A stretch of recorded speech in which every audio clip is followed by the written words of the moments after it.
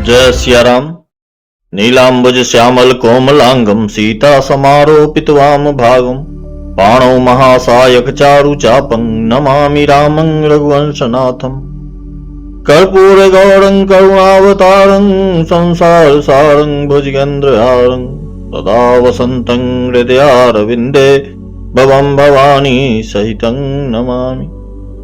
मनोजवं मारुततुल्यवेगं जितेन्द्रियं बुद्धिमतां वरिष्ठं वातात्मजं वानरयूथमुख्यं श्रीरामदूतं शरणं प्रपद्ये। वन्दं गुरुपदकंज कृपा सिंधु नररूप हरे महामोह तम पुंज जासु वचन रवि कर निकर। जय सिया राम।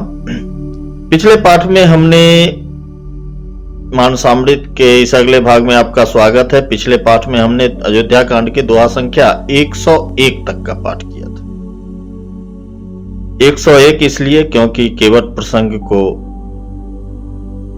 पूरा करना था, प्रभु को पार उतारना था, इसलिए उसको 100 के बदले 101 तक का पाठ किया था कि प्रभु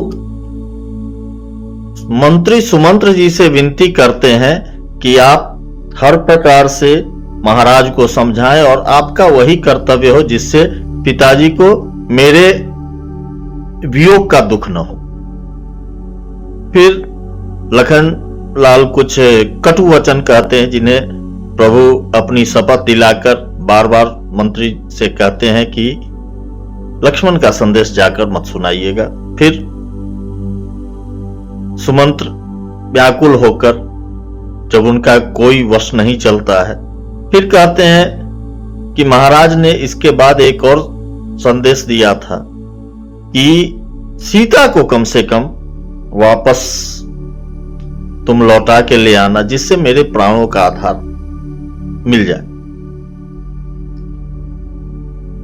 फिर प्रभु जानकी जी को वापस लौटने के लिए समझाते हैं।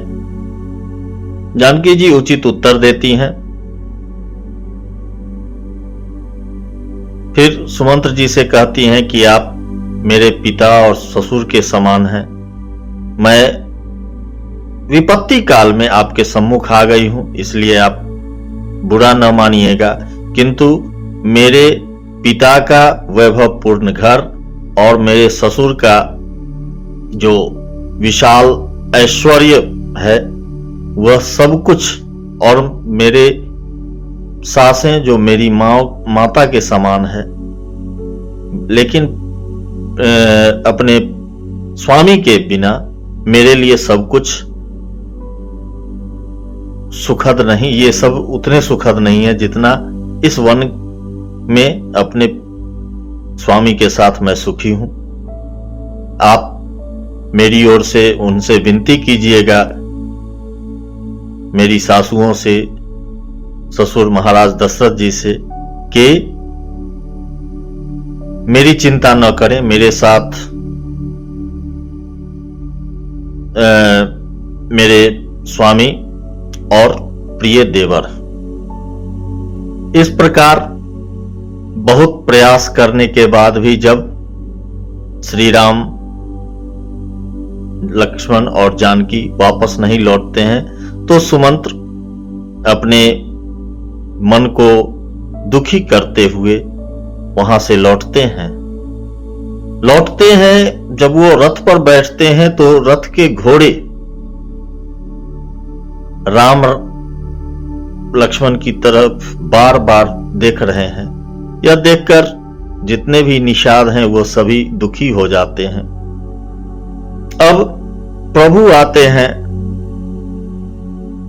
गंगा तट पर, केवट से नाव मांगते हैं, वो सीधा इनकार कर देता है कि मैं नाव तो नहीं ला सकता, क्योंकि मैं आपका भेद जान गया हूं कि आपके चरणों की धूलि में कुछ जादू है जो पत्थर को भी मनुष्य बना देती है, नारी बना देती है।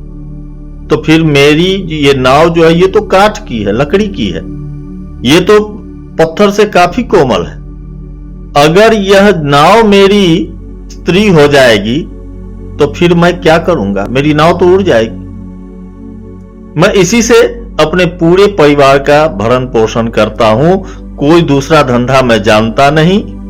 अगर आपको पार जाना है तो मुझे आज्ञा दीजिए कि सबसे पहले मैं आपके इन चरणों को धो लूं, आपके इन चरण कमलों को धो लूंगा।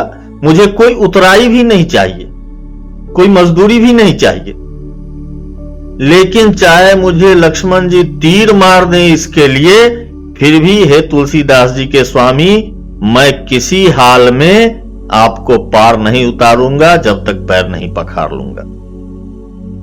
केवट के इस अटपटे प्रेम युक्त वचन को सुनकर प्रभु मुस्कुराए और कहे कि भाई तुम वही करो जिससे तुम्हारी नाव नहीं जाए। जाओ जल्दी से जल लेके आओ, पांव पखार के, और मुझे जल्दी पार उतारो। जाना था गंगा पार प्रभु केवट की नाव चढ़े। जिसके नाम को एक बार सुमिर लेने से व्यक्ति भवसागर के पार हो जाता है, वह केवट का निहोरा कर रहे हैं।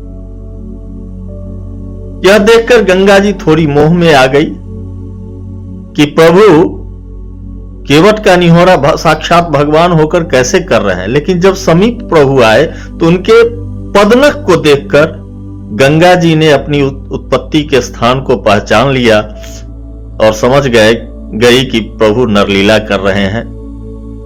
अब केवट कठौता भर जल ले आया और अत्यंत आनंद के साथ, अनुराग के साथ प्रभु के चरण कमलों को पखारने लगा। देवगण पुष्प वर्षा कर रहे हैं कि इसके समान पुण्य पुंज कोई है ही नहीं। प्रभु के चरणों को पखार कर उस चरणामृत का पान करके पहले केवट ने अपने पितरों को पार कर दिया, भवसागर के पार कर दिया। फिर प्रभु को हर्षित होकर गंगा जी के पार ले गया। यहां तक का पाठ हमने किया था, दोहा संख्या 101। अब इसी दोहे से आज के पाठ को आगे बढ़ाते हुए आगे का पाठ। जय सिया राम। पद पखारी जल पान करी आप सहित परिवार, पितर पार करी प्रभु पुनि मुदित गयौ ले पार। दोहा संख्या 101। आगे। उतरी ठार भय सुर शरीरेता, सिया राम गुह लखन समेता, केवट उतरी दंडवत किन्हा, प्रभु कुछ यही नहीं कछु दिन्हा। निषाद राज और लक्ष्मण जी सहित श्री सीता जी और श्री रामचंद्र जी नाव से उतरकर गंगा जी के रेत में खड़े हो गए, बालू में खड़े हो गए। तब केवट ने उतरकर दंडवत किया। उसको दंडवत करते देखकर प्रभु को संकोच हुआ कि इसको कुछ दिया ही नहीं। पियहिय की सिय जान निहारी, मणि मुदरी मन मुदित उतारी, कहूं कृपाल ले ही उतराई, केवट चरण गहे अकुलाई। पति के हृदय की जानने वाली सीता जी ने आनंद भरे मन से अपनी रत्न जटित अंगूठी अंगुली से उतारी और कृपालु श्री रामचंद्र जी ने केवट से कहा कि नाव की उतराई ले लो। केवट ने व्याकुल होकर चरण पकड़ लिए। नाथ आज मैं काह न पावा, मिटे दोष दुख दारिद दावा, बहुत काल मैं कीन्ही मजूरी, आज दिन ही विधि बनी भली पूरी। उसने कहा, हे नाथ, आज मैंने क्या नहीं पाया। मेरे दोष दुख और दरिद्रता की आग आज बुझ गई। मैंने बहुत समय तक मजदूरी की, विधाता ने आज बहुत अच्छी भरपूर मजदूरी दे दी। अब कछु नाथ न चाहिए मोरे, दीन दयाल अनुग्रह तोरे, फिरती बार मोहि जो देवा, सो प्रसाद मैं सिर धरी लेवा। हे नाथ, हे दीन दयाल, आपकी कृपा से अब मुझे कुछ चाहिए ही नहीं। लौटती बार आप मुझे जो कुछ देंगे वह प्रसाद मैं सिर चढ़ा कर लूंगा। बहुत किन्ह प्रभु लखन सिया, नहीं कछु केवट ले, विदा किन्ह करुणा इतना, भगति विमल बरु दे। प्रभु श्री राम जी, लक्ष्मण जी और सीता जी ने बहुत आग्रह किया, बहुत यत्न किया, पर केवट कुछ नहीं लेता। तब करुणा के धाम भगवान श्री रामचंद्र जी ने निर्मल भक्ति का वरदान कर उसे विदा किया। तब मज्जन करी रघुकुल नाथा, पूजी पार्थिव नायौ माथा, सिय सुर सरहि कहु कर जोड़ी, मातु मनोरथ पुर बिमोरी। फिर रघुकुल के स्वामी श्री रामचंद्र जी ने स्नान करके पार्थिव पूजा की और शिव जी को सिर नवाया। सीता जी ने हाथ जोड़कर गंगा जी से कहा, हे माता, मेरा मनोरथ पूरा कीजिएगा। पतिदेव अर संग कुशल बहोरी, आई करो जही पूजा तोरी, सुनिसिय विनय प्रेम रस सानी, भई तब विमल बाड़ी बरबानी। जिससे मैं पति और देवर के साथ कुशल पूर्वक लौट आकर तुम्हारी पूजा करूं। सीता जी की प्रेम रस में सनी हुई विनती सुनकर तब गंगा जी के निर्मल जल में से श्रेष्ठ वाणी हुई, सुनु रघुवीर प्रिया बैदेही, तब प्रभाव जग विदित न केही, लोकप हो ही बिलोकत तोड़े, तो ही से वही सब सिद्धि कर जोड़े। हे रघुवीर की प्रियतमा जानकी, सुनो, तुम्हारा प्रभाव जगत में किसे नहीं मालूम है। तुम्हारी कृपा दृष्टि से देखते ही लोग लोकपाल हो जाते हैं। सब सिद्धियां हाथ जोड़े तुम्हारी सेवा करती है। तुम जो हम ही बड़ी विनय सुनाई, कृपा किन्नी मोहि दिन्नी बढ़ाई, तदपि देवी मैं देवी असीसा, सफल हो निहित निज बागीसा।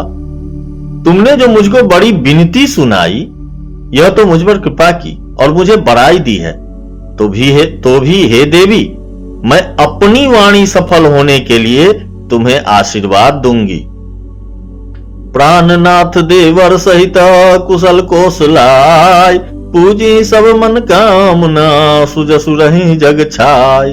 तुम अपने प्राणनाथ और देवर सहित कुशल पूर्वक अयोध्या लौटोगी। तुम्हारी सारी मनोकामनाएं पूरी होंगी और तुम्हारा सुंदर यश जगत भर में छा जाएगा। गंग बचन सुनि मंगल मूला, मुदित सी असुर सरी अनुकूला, तब प्रभु गुहै कहु घर जाहु, सुनत सुख मुख भाउर दाहु। मंगल के मूल गंगा जी के वचन सुनकर देव नदी को अनुकूल देखकर सीता जी आनंदित हुई। तब प्रभु श्री रामचंद्र जी ने निषाद राजगुह से कहा कि भैया, अब तुम घर जाओ। यह सुनते ही उसका मुंह सूख गया और हृदय में दाह उत्पन्न हो गया। दीन बचन गुह का कर जोड़ी, विनय सुनऊ रघुकुल मणि मोड़ी, नाथ साथ रही पंथु दिखाई, करि दिन चारि चरण सेवकाई। गुह हाथ जोड़कर दीन वचन बोला, हे रघुकुल शिरोमणि, मेरी विनती सुनिए। मैं नाथ के साथ आपके साथ रहकर रास्ता दिखाकर 4 दिन यानी कुछ दिन चरणों की सेवा करके जही बन जाई रहब रघुराई, परन कुटी मैं करबि सुहाई, तब मोहि कह जसि देव रजाई, सोई करी हूं रघुवीर दुहाई। हे रघुराज, जिस वन में आप जाकर रहेंगे वहां मैं सुंदर पर्ण कुटी, पत्तों की कुटिया बना दूंगा। तब मुझे आप जैसी आज्ञा देंगे, मुझे रघुवीर की दुहाई है, आपकी दुहाई है कि मैं वैसा ही करूंगा। सहज स्नेह राम लखितासु, संग लीन गो हृदय हुलासु, पुनि गुह ज्ञाति बोली सब लिन्हे, करी परुतोष विदा सब तब किन्हे। उसके स्वाभाविक प्रेम को देखकर श्री रामचंद्र जी ने उसको साथ ले लिया। इससे गुह के हृदय में बड़ा आनंद हुआ। फिर गुह ने निषाद राज ने अपनी जाति के लोगों को बुला लिया और उनका संतोष करा के तब उनको विदा किया। तब गणपति शिव सुमिरि प्रभु, नाई सुर सरी मात, सखा अनुज सिय सहित बना, गवनु किन्ह रघुनाथ। तब प्रभु श्री रघुनाथ जी गणेश जी और शिव जी का स्मरण करके तथा गंगा जी को मस्तक नवाकर सखा निषाद राज, छोटे भाई लक्ष्मण जी और सीता जी सहित वन को चले। तेहि दिन भयो बिटप तर बासु, लखन सखा सब किन्ह सुपासु, प्रात प्रात कृत करी रघुराई, तीरथ राजु दीख प्रभु जाई। उस दिन पेड़ के नीचे निवास हुआ। लक्ष्मण जी और सखा गुह ने विश्राम की सब सुव्यवस्था कर दी। प्रभु श्री रामचंद्र जी ने सवेरे प्रातः काल की सारी क्रियाएं करके जाकर तीर्थों के राजा प्रयाग के दर्शन किए। सचिव सत्य श्रद्धा प्रिय नारी, माधव सरिस मीतु हितकारी, चारि पदार्थ भरा भंडारू, पुण्य प्रदेश देश अति चारु। उस राजा का इस तीर्थराज यानी तीर्थों के राजा प्रयाग उस राजा का सत्य मंत्री है, श्रद्धा प्यारी स्त्री है और श्री वेणी माधव जी सरीखे हितकारी मित्र हैं। 4 पदार्थों अर्थ धर्म काम और मोक्ष से भरा भंडार है और वह पुण्यमय प्रांत ही उस राजा का सुंदर देश है। क्षेत्र अगम गढ़ गाढ़ सुहावा, सपने नहीं प्रतिपच्छिन पावा, सेन सकल तीरथ बड़ वीरा, कलुष अनीक दलन रणधीरा। प्रयाग क्षेत्र ही दुर्गम मजबूत और सुंदर गढ़ है, किला है, जिसको स्वप्न में भी पाप रूपी शत्रु नहीं पा सके हैं। संपूर्ण तीर्थ ही उसके श्रेष्ठ वीर सैनिक हैं, जो पाप की सेना को कुचल डालने वाले और बड़े रणधीर हैं। संगम सिंहासन सुठी सोहा, छत्र अखय बटु मुनि मन मोहा, चंवर जमुन अरु गंग तरंगा, देखी होई दुख दारिद भंगा। गंगा यमुना और सरस्वती का संगम ही उसका अत्यंत सुशोभित सिंहासन है। अक्षयवट छत्र है, जो मुनियों के भी मन को मोहित कर लेता है। यमुना जी और गंगा जी की तरंगे उसके श्याम और श्वेत चंवर हैं, जिनको देखकर ही दुख और दरिद्रता नष्ट हो जाती है। से वही सुकृति साधु सुचि, पा वही सब मन काम, बंदी वेद पुराण गण, कहें विमल गुण ग्राम। पुण्यात्मा पवित्र साधु उसकी सेवा करते हैं और सब मनोरथ पाते हैं। वेद और पुराणों के समूह भाट हैं, जो उसके निर्मल गुणगणों का बखान करते हैं। जय सिया राम। दोहा संख्या 105।